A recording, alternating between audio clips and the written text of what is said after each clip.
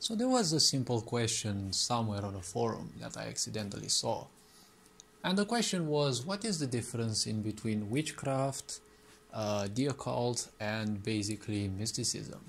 Since a mother said that, she's a bit worried that her child is apparently too drawn into witchcraft and they don't know what exactly to do because they don't want to scare the child, they don't want to piss off the child, they don't want to act, too brutal by interdicting them. I would say their choice is good, and it's good when people actually ask questions instead of being a dumb parent and go straight to the punishment part. See, as a parent, I've always said, you only have one simple quest in your life. You either want to turn your child into your next greatest ally, or you simply want to turn your child into your worst enemy, right? Because don't forget, when you bring a child into this world, basically you're allowing them to experience life. You don't own them, right? And time is always on their side, unless the unfortunate event happens that they perish before you. Don't forget that time is always on their side, and they'll always be much younger than you, so sooner or later you will need them. Okay, it is no shame, it is no guilt in this. This is how things work. Now, as a short thing regarding each of the three terms mentioned before, see, I'm not gonna dive into those too much because obviously I don't want to make videos too long, but I kind of unfortunately end up so, and at the same time it's too much to speak about everything. See, spellcraft is part of so-called occultism. Now, what is occultism? Now, occult has a lot of layers, a lot of aspects about it, but it is all about manipulating energies, okay? Now, manipulation is also part of said occultism, and manipulation deals with, altering people's perception of the world, okay? And that means altering your reality, or the way you see things. Now, this also can work with anything, okay? Because even when your parents tell you that you're not good enough for something, that is also an example of manipulation. Why that is not a cult is because there is just a use of energy, okay? Because words have power, words have meaning, and based on their meaning, they also have power because words are a vibration. And if you bow to that meaning, right, if you take it as real, then it will influence you even more. See, a cult makes use of far more elaborate energies, and they also make you more or less bow down to that, even if you don't know the meaning, right? Every time you see all sorts of negative things on the media, right, what does media mean? Well, media is an occult thing. Now, media comes from Medea, the Greek goddess of deceit, right? The presenters themselves, they don't know what spells they are casting on the public, right? Because if you look at the media, there's nothing else but bloodshed, right? Murders, death cases, all sorts of threats, all sorts of things, which we can agree they're all real, right? But they're not putting any accent on the good side of humanity. It's all just negativity, negativity, negativity. And we can all see these as side effects of globalism, more or less. Because globalism means annihilating everything, right? Cancel culture, for example, and having everyone freely go everywhere. And you can see even in the US, a lot of migrants who get there cause a lot of trouble. And it's also more or less in the statistics that those migrants are not, randomly selected. They all seem to be, by default, criminals and, all sorts of scums of society, or whatever people want to portray them. So manipulation is changing people's reality, right? But the purpose of manipulation is not to change your reality. It is the point of convincing you that that is the true and only reality, okay? Because if you just change someone's perspective over the reality as is, okay, the real reality, well, that's just basically lying, right? The purpose of manipulation is to change perception over reality and also accept and enforce that into people's minds sufficiently that they themselves enforce that upon themselves. Okay, that's the purpose of manipulation in all its layers, regarding of agendas or whatever you want. Okay, now the occult as a whole only deals with energies. Okay, be it voodoo rituals, hurting someone from a distance, helping someone from a distance, communicating with someone, okay? Because when you communicate with someone telepathically, those are just thoughts that you transmit, and a thought is something physical. So the occult always deals with something physical, okay? It only, well, let's not say manipulate because it may sound awkward. It only uses energies, and energies are all physical. More or less perceptive to us, yes, but we're also perceiving 1% or less than 1% of the light spectrum, so we're basically kind of blind. So there are huge amounts of energies, and, occult is all about aligning your body in such ways to make use of those energies. Now, those energies will just be tools, and you're the channeler. How you choose to make use of energies is the same thing as with, for example, pharmaceutical products, right? If you use a certain dose, you make medicine. If you use a higher dosage, usually you make a drug.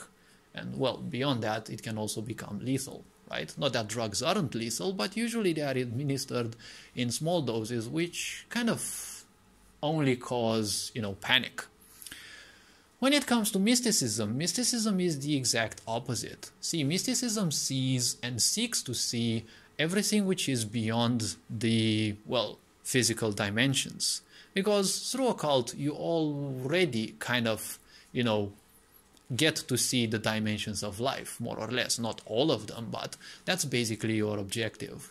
See, occultism focuses on everything that's physical. Mysticism tends to go beyond. Mysticism seeks all the energy and all the life that is, and obviously especially that which is beyond the mundane physical.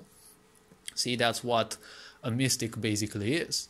Just like an occultist, a mystic is connected to all sorts of energies, depending on their capability, right? But they are connected with all sorts of cosmic energies that allow them certain things, okay? Now, whether they are an occultist, whether they are a mystic, more or less they also deal with certain flows of the universe. Now you would say, but energies are physical. Yes, but energies are physical, but this universe is one universe. There are things beyond this dimension of life, okay? And there are energies beyond there as well. Now, obviously you tap into different dimensions of life, some of them being less physical as a mystic, right? You don't do that as an occultist.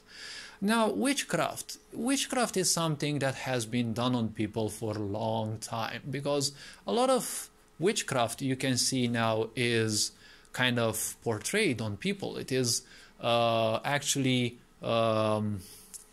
put forward to children as if it is something, that anyone can mingle with. Well, anyone can mingle with, but when you're playing with certain energies and you're not ready for that, you can draw some unwanted conclusions. You can draw some dangerous things. Now, you don't need to go too, scared on this, because, see, witchcraft, just like occultism and mysticism, these things aren't accessible by anyone, right? By accident maybe, but the point is the greater potential of this, and, well, obviously the misusage of these and the repercussions, the big ones usually don't happen to most people, because these are also done in two ways. Either you become stable enough that you can access those dimensions, which takes a long time, or you are simply initiated by others, which usually takes less time. See, initiation means that something has become part of your system, right? You haven't just been taught things like you are taught in school, right? You can have, for example, witchcraft taught in school. I wouldn't see this much of a problem, but the problem is whom you teach it to, because a lot of children are born by frustrated parents, and obviously they become little frustrated monsters who will become the new generations. And whether you can cope with your frustrations or not, that will also define how you will make use of these magics. Because magic, See, magic exists, but it's not the instant thing that you see in video games and movies, right? And nowadays, I've heard in many parts of the world, witchcraft is so promoted to children, right? Because you want people to get harmed, you would say, right? If you want people to get harmed, you'll present them things that, are way beyond their reach. Now, if your child wants to be a witch, well, I wouldn't say much against it. However, I would try to seek out on my own how to actually guide them. There are lots of, witches and such, tarot readers and all sorts of things like this on the internet. Usually, these energies are channeled around intuition. For example, you can use green witchcraft. Well, this is a personal term, I'm not sure if it's called so, which calls to certain herbs and certain things, learning things about nature and how to make different concoctions out of them. And this has been practiced by a lot of women in the medieval times, and they were called witches just to be called, just to be demonized by Christianity, right? Because Christianity wanted full control over anything. And we can see what it has done in the whole world. Now, you can be a so-called light witch, which usually tries to understand potent negative effects, seeing karma and the such, but many people kind of end up on the wrong side when they want to forcefully or simply heal certain things or basically remove certain karma from others. Now, I'm going to give you a little tip. I'm not a witch myself, but I'm going to give you a little tip. And if you don't believe me, go ask gurus and, authentic, occultists and masters if you want. But you don't cure someone else's karma. You just teach them how to deal with it, okay? Many people who will tell you that you can heal your karma, they're either lying to you or they don't have anything, they don't know anything to do with that particular subject, okay? They're either lying you, they may know some things, right? But it's exactly like the old definition of vaccines, right? Because the definition has been changed because for a long time it's been said that they provide immunization. But the point is, specialists across the world, or I don't know, there was a movement I heard in America, and following that, finally the definition was changed. Now, I'm not a medic, I'm not going to give you medical advice on this, but it's just been a movement and it's been changed, okay? Whether the old definition was made so out of, certain statistics that in a way proved so, or they were manipulated that way, I personally do not know. I'm here to just present facts and to present certain things. Everything can be manipulated in this world, and we can see we live in a society that's kind of sick, and it's kind of obsessed with control. So it's kind of hard to guess whether something is indeed manipulative, although it's presented by mass media, and media comes from Medea, which means manipulation, right? The goddess of deceit. So we kind of not necessarily know. Movies nowadays and music, they're also witchcraft, okay? And they're negative in way because, see, if you look at music, they only have 4 notes which constantly repeat, and the music itself is basically a loop. Now, a loop is basically like a curse. See, a curse is technically like a repetitive cycle. That's, basically a cycle, because a cycle means that you'll go through a certain challenge, and if you fail it, you go over and over again. See, that's theoretically a curse. Now, when your parents downgrade you and degrade you and call you not good enough and the such, that's technically a curse. The difference in between that and something occult is that a cult will call on different energies and different things. They will call on different constructs or seals, or they will use different objects. They have access to different tools to make it even more potent, right? And harder to detect, right? And the point is, through occultism, it can be done from range. They don't have to basically know you. They don't have to know where you live. They just need a bit of your energy. They need to watch a YouTube video of yours, or they need to see your social media, or especially if they know your name and your birthday, okay? I've had this happen to me, and well, let's say it was somewhat of a lesson in life, but fortunately I can say gladly that my shields have been much stronger unexpectedly.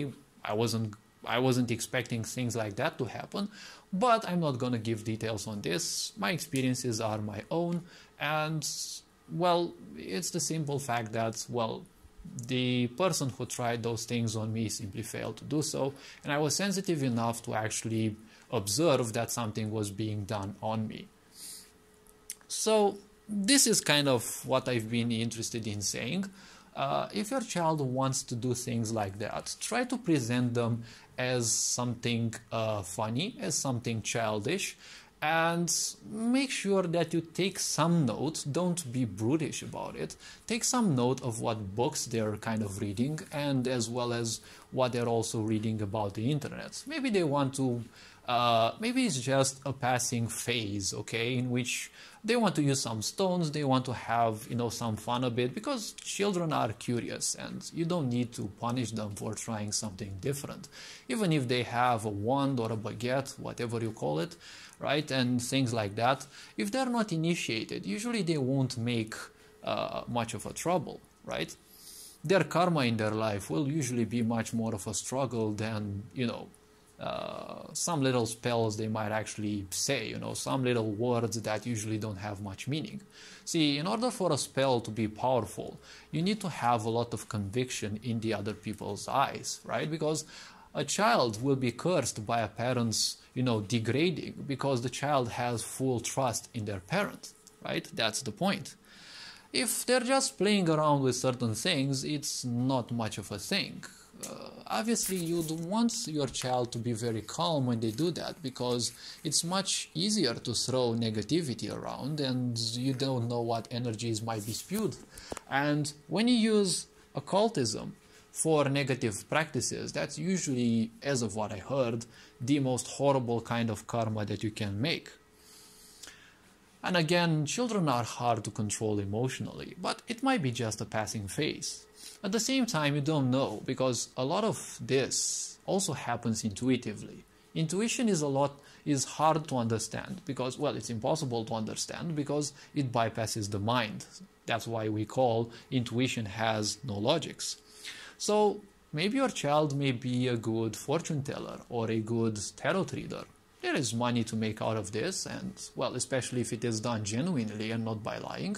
There are a lot of YouTubers who actually make this kind of things. I've watched several of those for several years, and all I can say is whatever they're doing is, you know, kind of resonates more or less to me, and it's like I'm always drawn to the right deck, right? That's what my intuition apparently guides me towards, and even if I kind of doubt it, because I don't like being, you know, simply guided by something. I'd rather have a certain level of stoicism, but it's always as if I've been more or less attracted by that specific reader and that specific video and that specific pile, for example. So all this being said, hopefully this video that, well, I promised it won't be too long. Hopefully this video was introspective enough. You are appreciated. Take care. Ferenc on board, signing out.